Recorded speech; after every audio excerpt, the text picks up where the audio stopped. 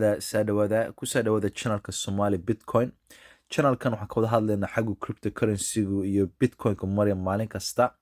Channelkan waxaa lagu talagalay dadka af Soomaaliya ku hadla adduunka meel kasta ay joogaan. Haddaad channelka ku cusub tahay, like, subscribe taabo si qofka lagu faa'iidaysan karo. Maalin kastana video cusub aan soo duubnaa. Aad iyo aad ba mahadsantidiin.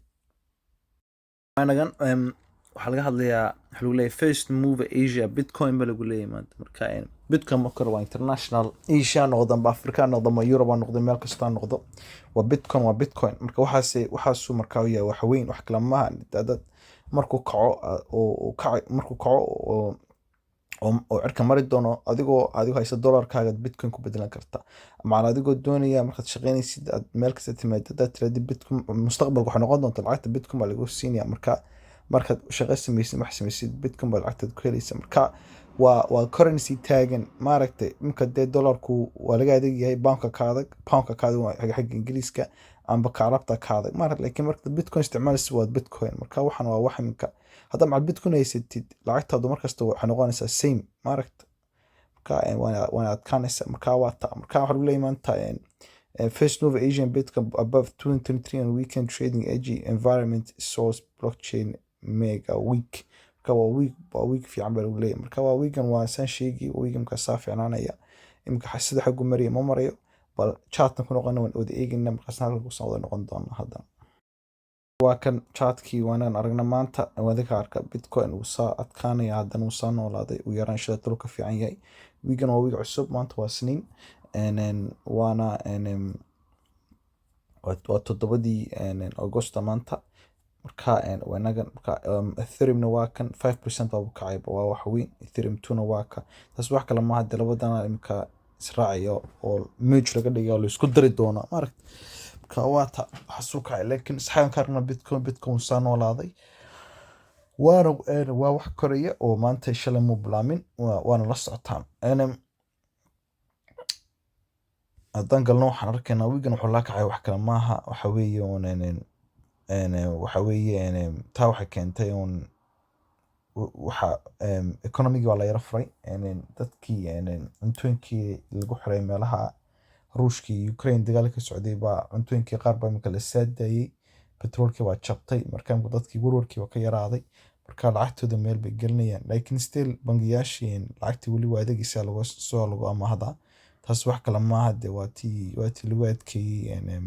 waa tii Fedka aan ka hadlaynay wiigi hore oo lacagtii waxay kiciyaan lacagtii amaahda la saacilinta marka lacag bangiga ka mahadid lacagtii bangiga u saacilinaysay bay kiciyaan taas wax kale ma interest ribadii baa cirka yara gaadhi laakiin adigu ala kulli xal waan ka arkaa Bitcoin maanta intaas markii uu sareeyahay intuu goosan intaas waxa marka waxaan wax ka soo daray maaha wax korayoon dad aragno iyo wiigi hore aan aragno arkaysa waxaan jeedo taa wiigi hore intuu goosan intaas waxa marka wax koraya maaragta marka waxaan waqti u baahan yahay samar badan wala baahan yahay marka waata maalin kasta waan eegnaa xag u maray Bitcoin iyo waxa ku soo kordhay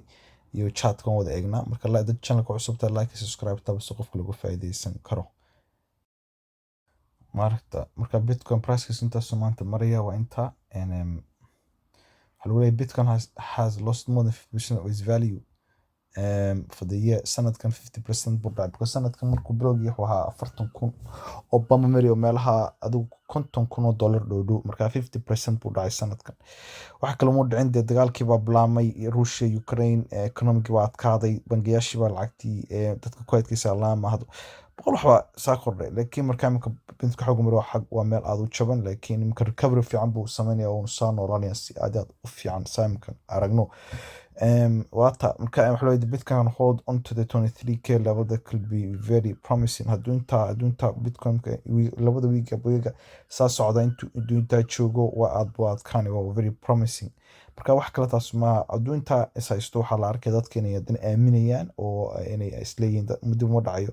marka adunta joogo deynta uga safaynaanaya marka dadkii trust bay aqbalayaan oo way aaminayaan hadda soo fahanay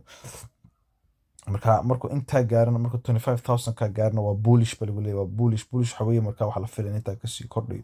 marka waxay ku xiran dadka si ay aaminayaan trust kooda waata haddana waxaan de wax maanta bilaabmay shalin bilaabnay maaha waa waqti badan buu socday marka waxa leeyahay either the second largest crypto by market cap was recently trading hand approximately 1000 roughly percentage point about with stood on the weekend began tan waxaa laga hadlaya waa ethereum baa laga hadlaya oo inta imika maraya marka ethereum haduu si adkaado isagana popularity si badanaya dadku marka waxay doonayaan inay de isticmaalaan isagana ethereum sababtin waxa weeye waa bitcoin keri duwan yahay ethereum waa technology-ga dhinaca waxa caawiya sida website-ka la sameeyo marka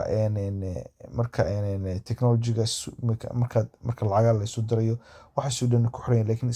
isbad iibsan kartaa wada haysan kartaa because waa asset waa waxaad maalgelin aad samayn kartid lacag gelin kartid